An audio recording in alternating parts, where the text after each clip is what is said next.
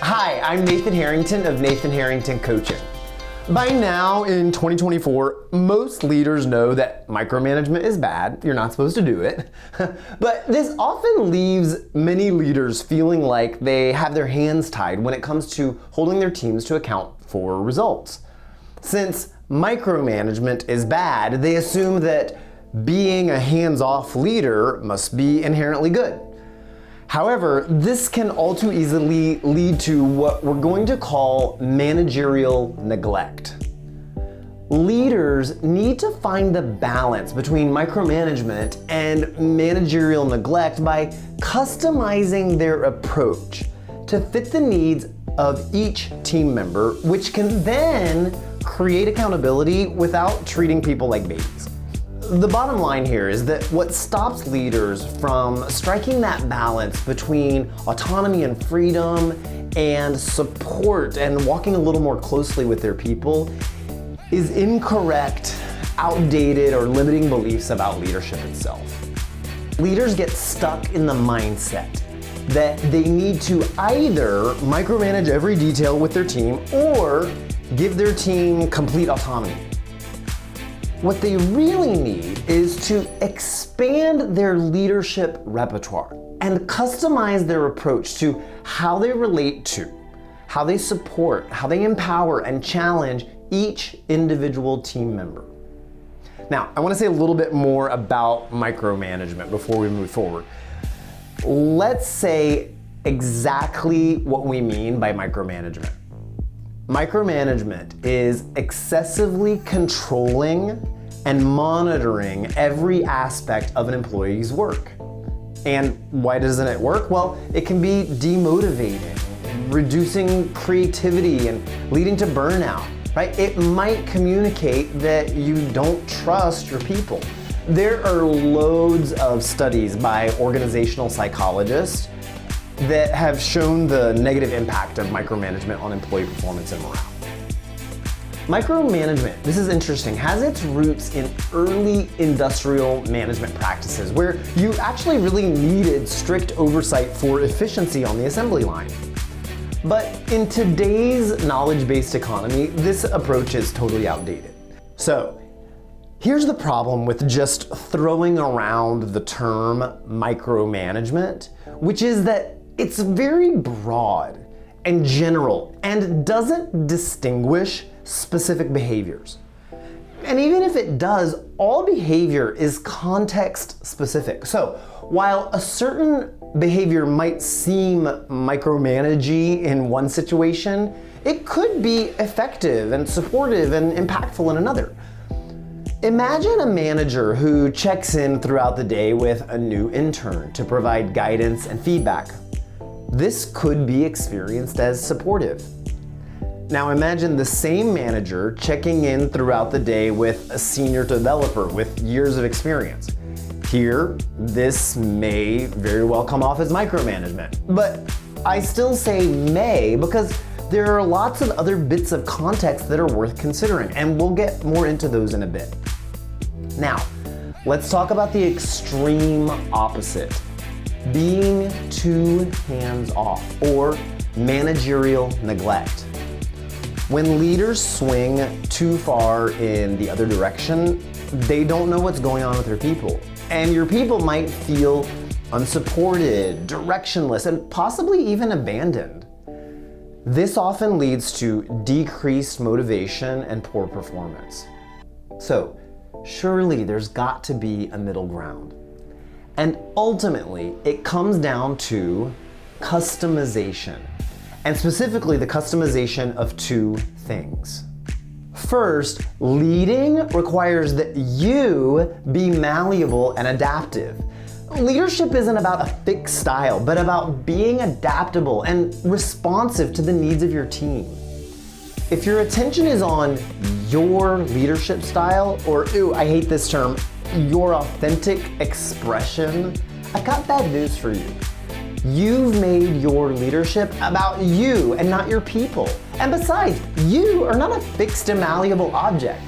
A huge part of growing as a leader is learning to expand the different ways that you lead and express yourself, depending on what your people and the varying situations you're in need from you.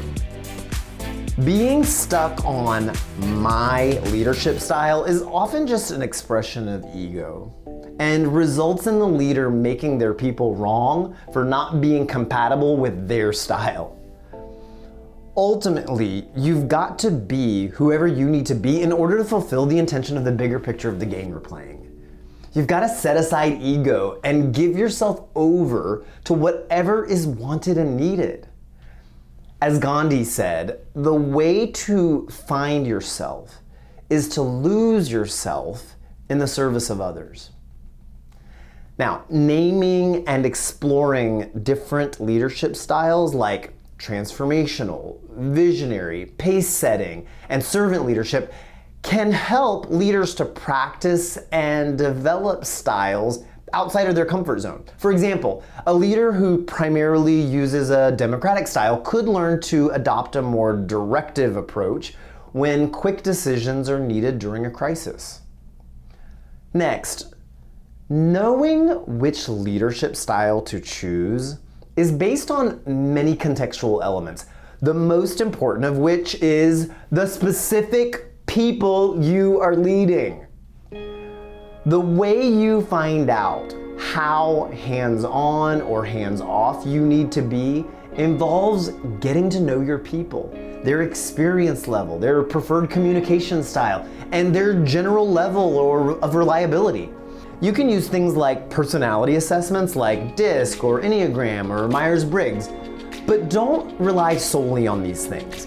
The risk with using these types of assessments is that you start to make assumptions about your team members and avoid the sometimes uncomfortable work of getting to know people, really listening to them and engaging in conversations where you negotiate and compromise on how to work together. If anything, you might use the information that you gather from a personality assessment to begin a conversation and see where it takes you. People evolve over time, and so should your approach to supporting them. A manager might use DISC to understand a team member's communication preferences, but also regularly check in to see how their needs and preferences are changing. There are 3 key considerations for customizing support of your people. First, clear goals, metrics, and timelines. You've got to ensure alignment with specific measurable objectives. This clarity helps focus on results rather than only on people's subjective experiences. Ultimately, a great leader and a strong team have results that they're out to produce. You can customize how you work on those together to achieve them, but if you're not clear about what the goals are, you'll never cross the finish line. Second, consider where someone is in their development. This could be in reference to their level of expertise in their specific job function, as in how senior or junior they are in a role, or their development as a human being, as a person. How mature are they? Do they have the necessary people skills to navigate the challenges of a project or a problem? I like to use models like the 4 stages of learning to tailor support. In case you're unfamiliar, the 4 stages of learning are unconscious incompetence, they don't know what they don't know; conscious incompetence, they know what they don't know; conscious competence, they know what they know; and unconscious competence, they can do it without thinking. I did another video on these a while back, and I'll put a link to it in the show notes. A team member might be at the conscious incompetence stage, needing more guidance and feedback. In contrast, a veteran might be at unconscious competence, requiring less frequent check-ins. But again, don't make assumptions. Finally, ask them.